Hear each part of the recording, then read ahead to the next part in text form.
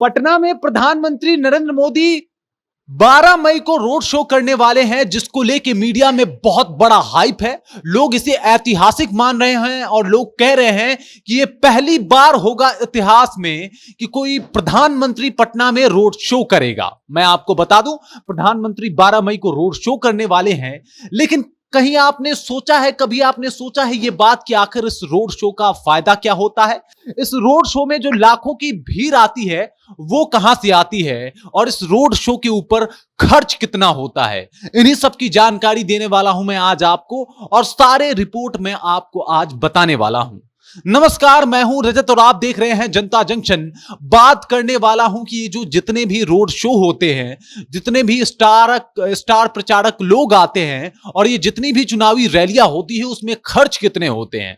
खर्च इतना ज्यादा होता है जिससे हजारों आदमी का रोजगार चल उठे, जिससे हजारों लोग कहीं ना कहीं बैठे ही बैठे अपने आप को अच्छे तरीके से खा पी के अच्छे तरीके का मेंटेनेंस भी दिखा सके।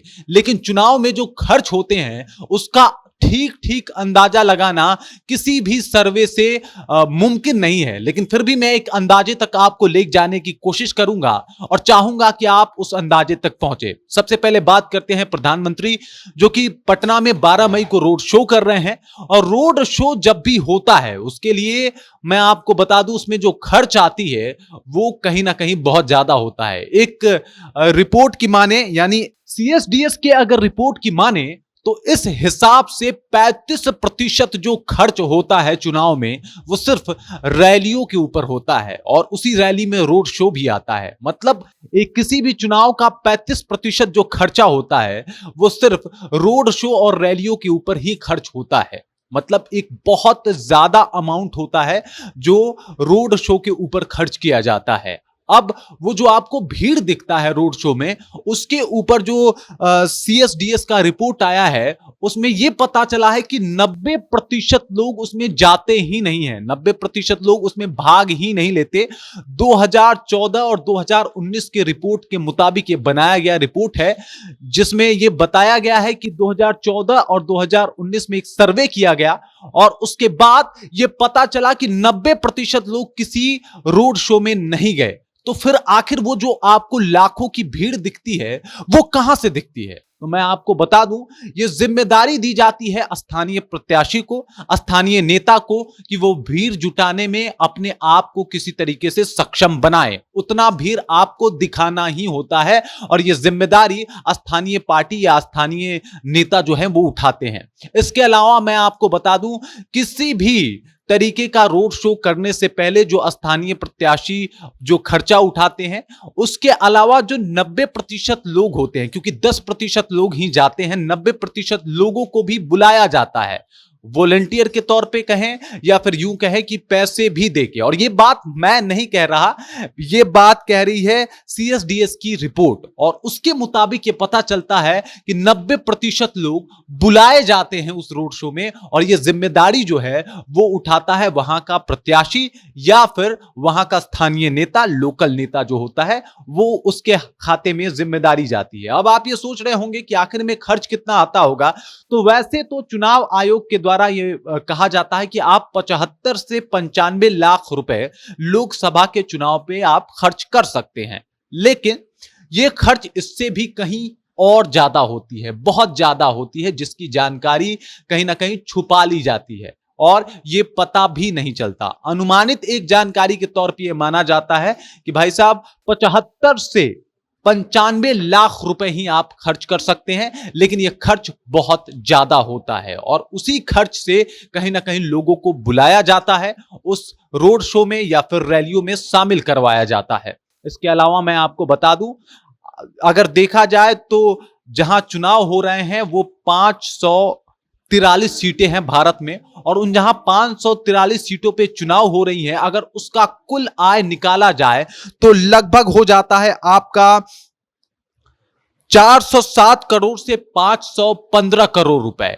और सिर्फ रैलियों पे इसका 35% खर्च होता है। मतलब कि 180 करोड़ रुपए जो है वो रैलियों पे खर्च होते हैं। लेकिन सीएसडीएस की रिपोर्ट कहती है कि ये सिर्फ दिखाया जाता है, बल्कि वास्तविक खर्च इससे भी ज्यादा होता है। और वास्तविक खर्च कितना ज्यादा होता है इसका अंदाजा सिर्फ आप इस बात से लगा सकते हैं कि 90% लोग बुलाए जाते हैं उस रैली में। उसके बाद रैली के लिए जो एक माहौल बनाया जाता है, जिस तरीके का माहौल क्रिएट किया जाता है, उसको लेके भी काफी खर्च होते हैं। कई जगह पे रोड शो होता है, रोड शो के दौरान जितनी गाड़ियां उसमें शामिल होती है उसको भी लेके एक खर्च बताया गया है। और बताया गया है कि 29% खर्च जो है वो वाहन के ईंधन पे होता है, यानी पेट्रोल डीजल के ऊपर होता है। 29% एक रैली का जो खर्च है उसमें 29% खर्च सिर्फ वाहन के ईंधन पे होता है।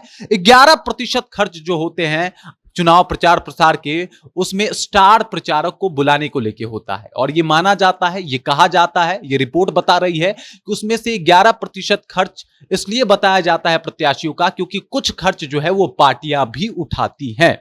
इसके अलावा मैं आपको यह भी बता दूं कि बिना स्टार प्रचारक के जो रैलियां होती है वो बहुत ज्यादा होती है, इसलिए 24% खर्च जो है उसमें भी होता है।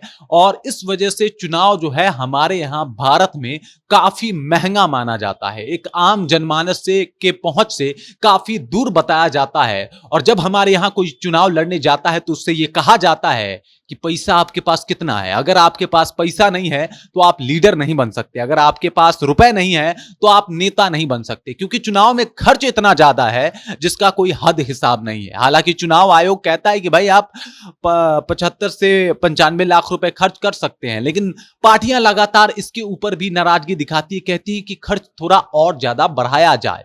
और 2019 में भी बढ़ाया गया था, 2024 में भी ये अपीलें की जा रही थी कि खर्च थोड़ा और ज्यादा बढ़ाया जाए। और इसको लेके हर एक पार्टियां चुनाव आयोग के पास कंप्लेन लेके पहुंचती है कि खर्च थोड़ा बढ़ाया जाए। रोड शो या फिर रैली, इन दोनों में खर्च जो है वो बेहिसाब होते हैं, क्योंकि आपने देखा होगा जिस तरीके का वहां पे आवरण बनाया जाता है।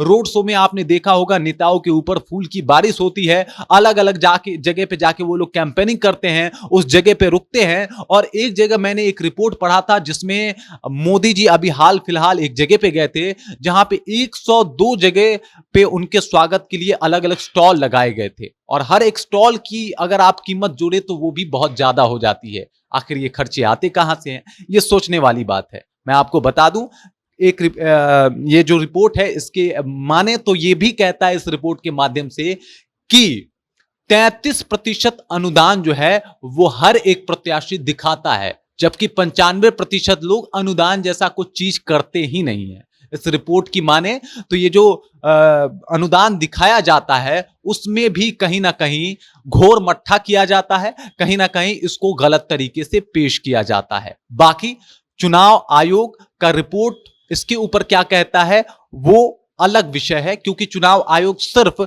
75 से 95 लाख रुपए ही खर्च करने का एक तरीके से आपको वो कहता है कि आप इससे ज्यादा खर्च नहीं कर सकते। बाकी आप बताइएगा कि आखिर में जब इतना ही खर्च का दायरा बताता है चुनाव आयोग तो ये प्रत्याशी कैसे करोड़ों रुपए खर्च कर पाते हैं। और कई जगह पे ये अपने आप को ये मामला आता है कि जो लोग हैं वो पैसे दे के बुलाए जा रहे हैं, ये किस तरीके से कर पाते हैं। आप कमेंट के माध्यम से जाइए, कमेंट करके बताइए और बताइए कि भारत में, बिहार में चुनाव लड़ना इतना मुश्किल क्यों है, इसकी वजह क्या है। बाकी मैं हूं रजत और आप देख रहे हैं जनता जंक्शन।